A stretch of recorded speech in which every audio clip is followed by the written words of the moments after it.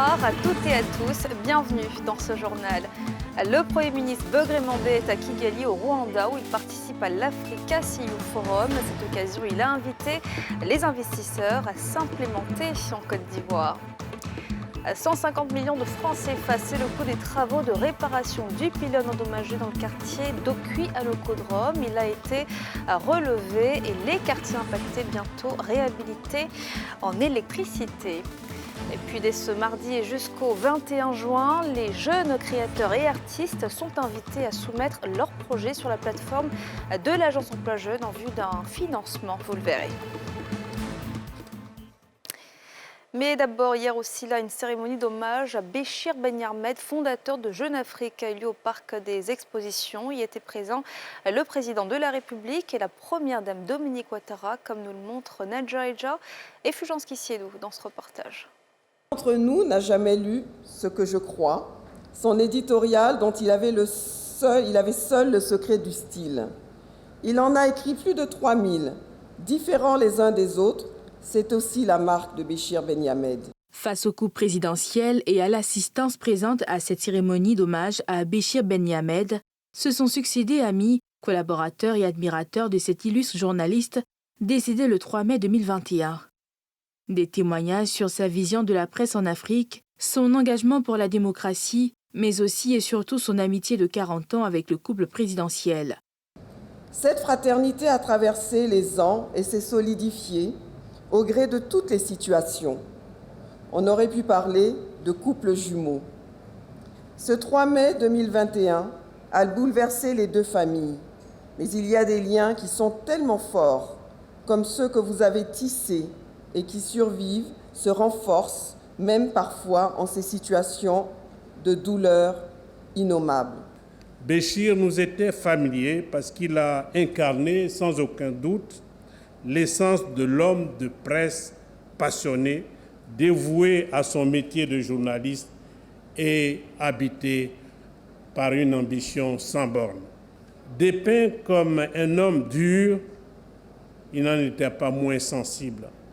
Afin de perpétuer la mémoire de ce féru de journalisme et encourager l'excellence dans le milieu de la presse, il a été lancé par Daniel Ben Ahmed le prix Béchir Ben Ahmed.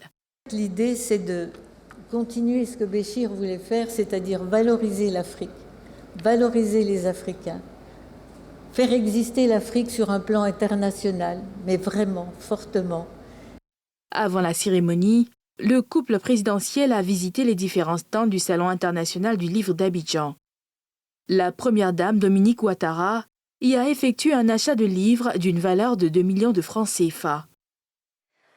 Et je vous le disais en titre, le Premier ministre Beugre Mambe est à Kigali au Rwanda où il participe à l'Africa CEO Forum. Représentant le chef de l'État, il a encouragé les investisseurs à s'implanter en Côte d'Ivoire. C'était lors d'un forum organisé par le CPC et en marge de l'événement. Les détails de Pierre Dipomela. C'est après avoir pris part aux côtés des chefs d'État et de gouvernement à l'ouverture de l'Africa CEO Forum à Kigali, la capitale rwandaise, que le Premier ministre ivoirien Robert Beugre Mambe a présidé le panel Investir en Côte d'Ivoire. Organisé à l'initiative du Centre de promotion des investissements en Côte d'Ivoire, CPC, ce cadre d'échange a été pour le Premier ministre la tribune idéale pour présenter les atouts qu'offre la Côte d'Ivoire pour le développement du secteur privé. Nous sommes un pays côtier qui a de très bons rapports avec l'Interland. Donc quand vous investissez en Côte d'Ivoire, c'est comme si vous investissez dans l'UEMOA et dans la CEDEAO. Donc, vous avez non seulement les 29 millions, les 30 millions de consommateurs ivoiriens, mais vous avez les 140 millions de consommateurs de l'UEMOA et vous avez les 320 à 350 millions de consommateurs de la CEDEAO qui sont à vos portes. Parce que simplement, du point de vue des liaisons aériennes, nous avons une compagnie nationale qui permet d'aller dans tous les pays de la sous-région en moins de 2 heures. Robert Beugre Mambe a également mis en avant les potentialités de la Côte d'Ivoire, notamment sa puissance agricole, ainsi que son potentiel infrastructurel, avec un important réseau routier et énergétique. Pour le plan national de développement qui est en cours, nous attendons près de 59 000 milliards d'investissements dont 74-75% est réservé au secteur privé. Le tout couronné par de belles performances ainsi qu'une économie résiliente. La Côte d'Ivoire est donc une chance pour les investisseurs, a conclu le Premier ministre. Au cours de ce forum, Begré Mambé a à ses côtés le président de l'Assemblée nationale, Adama Bictogo, les ministres Kabanialé de l'économie, du plan et du développement et Souleymane Diarra-Souba du commerce et de l'industrie. Ils ont pris part à un panel dédié aux potentialités de la Côte d'Ivoire. Africa CEO Forum, faut-il le rappeler, est le plus grand rendez-vous du secteur privé sur le continent qui réunit des chefs d'État et de gouvernement, des grands patrons, des décideurs économiques et politiques. Et le pylône électrique endommagé vendredi dernier au Doku à l'Ocodrome a été relevé. Les quartiers touchés seront donc bientôt réhabilités en électricité, comme nous l'expliquent Nadja Edja et Kimo Eric dans ce reportage. Annoncé pour 15 jours, les travaux de réhabilitation de l'électricité dans les zones du sud-est du pays, notamment à Bassam, à Bobakro, Bonois, à Lépé, à Diaké et localités environnantes, avancent bien. Le pylône de haute tension endommagé dans le quartier de Doku à l'Ocodrome a pu être réparé après 7 jours par les agents de la compagnie ivoirienne d'électricité. Les délais qui ont été donnés pour les travaux, c'était jusqu'au 25 mai. Et aujourd'hui, donc, le pylône a pu être remonté. Donc, grâce à l'expertise de nos collaborateurs, le pylône a été reconstitué. Donc, les parties endommagées ont été retirées.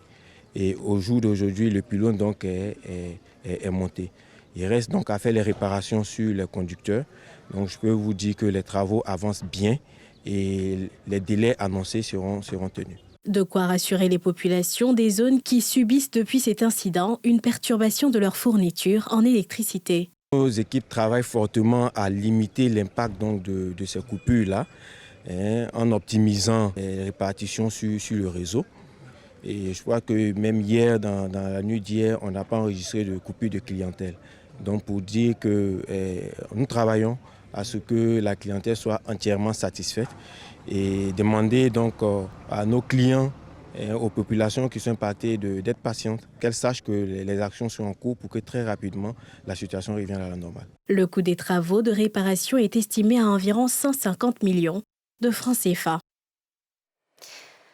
Le comité des sages du plateau a réagi aux propos controversés d'un libre penseur suggérant la suppression de la commune du plateau. Au cours d'une conférence de presse, le comité a condamné cette opinion qu'ils estiment avoir trouvé un écho favorable auprès du ministre-gouverneur du district autonome d'Abidjan. Les détails de Pierre Dipomélin.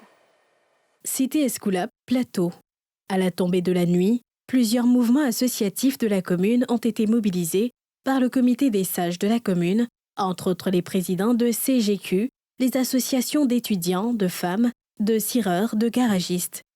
Il s'agissait pour le président du comité des sages de donner de la voix et créer son indignation face à la sortie d'un libre penseur qui a suggéré la suppression pure et simple de la commune du plateau. Une sortie qu'il a qualifiée d'inopportune et qui a pourtant trouvé écho favorable auprès du ministre-gouverneur Cissé Bakongo. Il ressort de notre première analyse que la commune du plateau, depuis toujours, ou du moins depuis sa création, satisfait aux critères légaux qui font d'elle une collectivité territoriale à part entière, d'où son droit à l'existence en tant qu'entité décentralisée de plein exercice, jouissant d'une personnalité morale et d'une autonomie financière.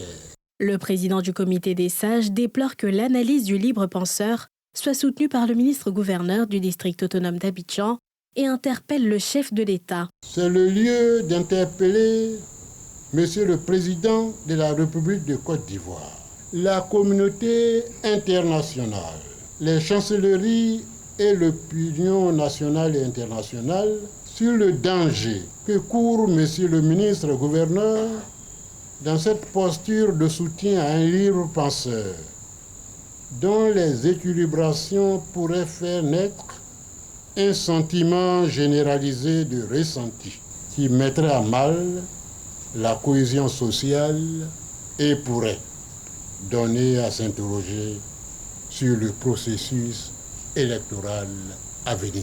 Le président du comité des sages a indiqué que les populations du plateau vivaient en parfaite cohésion et en symbiose avec les autorités municipales. 12 millions d'Ivoiriens touchés par l'hypertension, dont 9 millions inconscients de leur état. À Treichville, une mobilisation pour la Journée internationale de lutte contre cette pathologie a eu lieu ce vendredi, l'occasion d'appeler à l'autocontrôle de la tension artérielle. Le reportage de Timé Danger et de Tanguy Conan. Tenez-vous bien, ramenez ici et on descend dessous.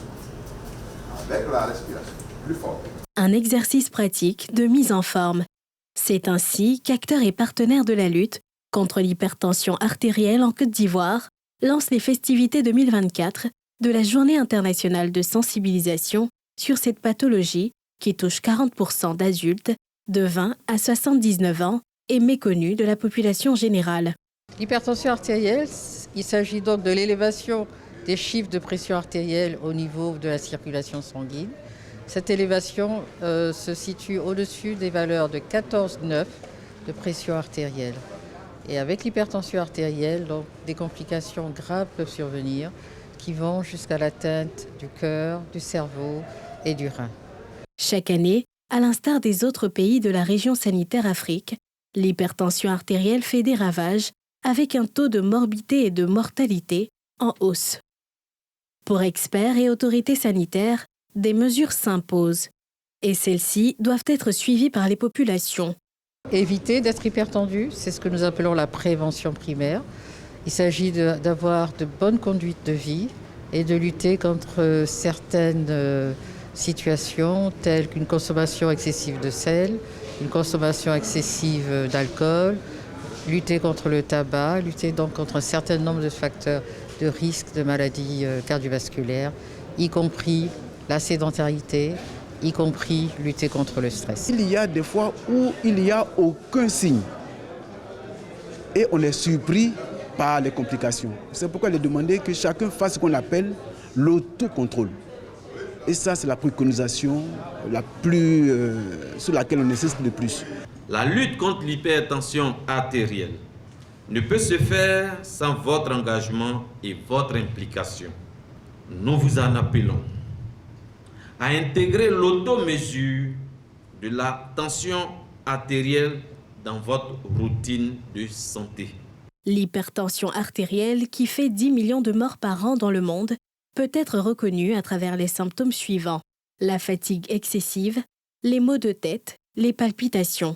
Pour y faire face, il est conseillé un régime alimentaire pauvre en sel et une pratique régulière du sport.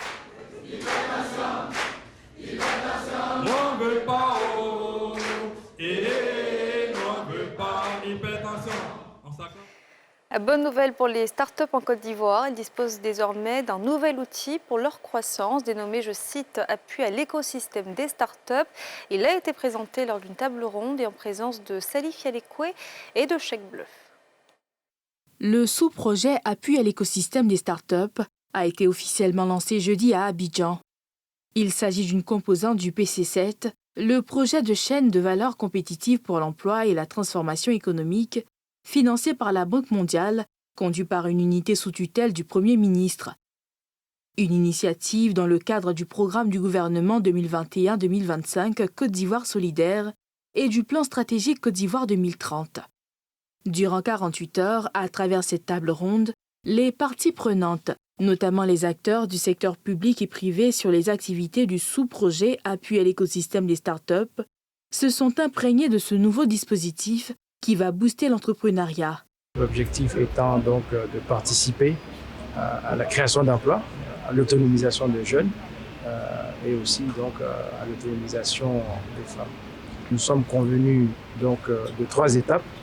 D'abord, une rencontre individuelle avec l'ensemble des parties prenantes pour co-construire donc un programme. Donc le programme qui sera défini dans le cadre de cette première étape sera donc approfondi dans les 2 autres étapes qui vont suivre, approfondissement et mise en œuvre. Ce nouveau dispositif a été salué par les acteurs de l'écosystème de l'entrepreneuriat.